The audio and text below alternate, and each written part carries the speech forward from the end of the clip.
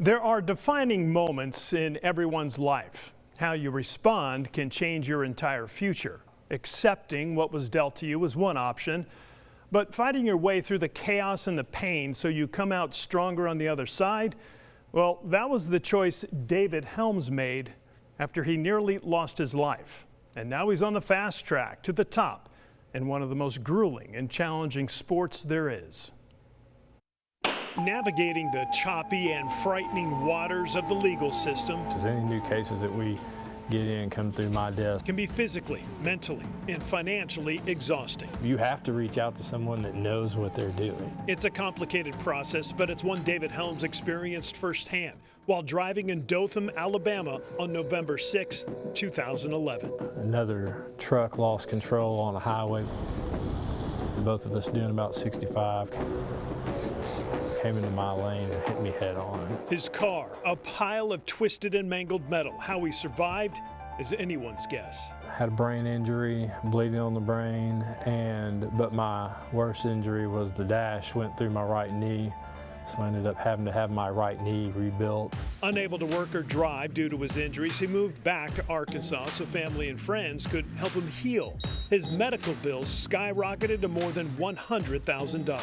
It's a scary situation because you know, how am I going to get past, how am I going to get through this? His prayer was answered after hiring a personal injury attorney who not only helped settle his case, but made sure his medical bills were paid.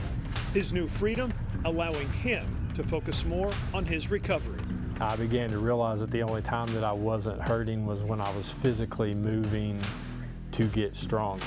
The 45-year-old has been moving and getting stronger ever since. And I hated running. I never liked running. I did it as a warm-up, you know, a mile at the most. He started running to and from the gym. 1 mile turned into 5, then 10. And in 2014, just 3 years after his accident, he ran his first marathon. Now every day it's about how far can you run today. Then his neighbors got involved and pushed him even harder. Hey, why don't you come swim with me? Why don't you come ride a bike? So I got a bike, started riding. That's where everything started. Later that year, David completed his first Olympic distance triathlon in Arkadelphia. When you get done, you want to sign up and go again. It's exhilarating. But this time, he upped the ante and started doing half Ironman races, which includes a 1.2 mile swim, a 56-mile bike ride, followed by a 13.1 mile run. His mental and physical strength improved. So did his overall times, thanks in large part to his training partner. When you have a wife that is more driven than you and you're scared you're going to get beat, that's when you start getting faster. You start working harder. Instead of chasing the pack, he found himself leading the pack and ending up on the podium. His overall race time so fast that in 2022, he qualified for the Half Ironman World Championships in St. George, Utah. Getting to race against some of the top people in the world was just amazing. He finished the grueling race in 5 hours and 23 seconds. And out of nearly 500 men in his age group, he came in 155th place. I finished top third in the world, so I'll take that. An impressive accomplishment and miraculous journey.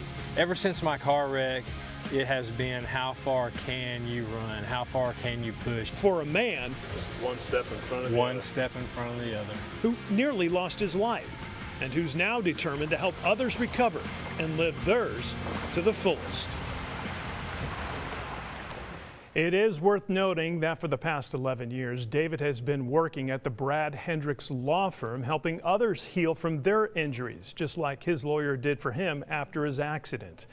And one other note, this past weekend, David did the full Tulsa Ironman. The swim went great, but at mile 36 and 50 of the bike, he suffered severe stomach cramps and considered dropping out of the race, but he told me the only reason he didn't was because he knew this story was going to air this week. Good thing he didn't quit, because he came in 5th place in his age group and qualified for the Ironman World Championships in Nice, France later this year. But get this, he decided not to go because his wife Heather, who also did Tulsa Ironman and who you also see there in the middle of the screen, qualified for the Ironman World Championships in Kona, Hawaii. Of course you go Yeah, there. so instead of racing, he's going to relax, have a drink, and play the role of support crew for his wife, which is a smart move, if you ask me. But he does plan on trying to qualify for Kona next year.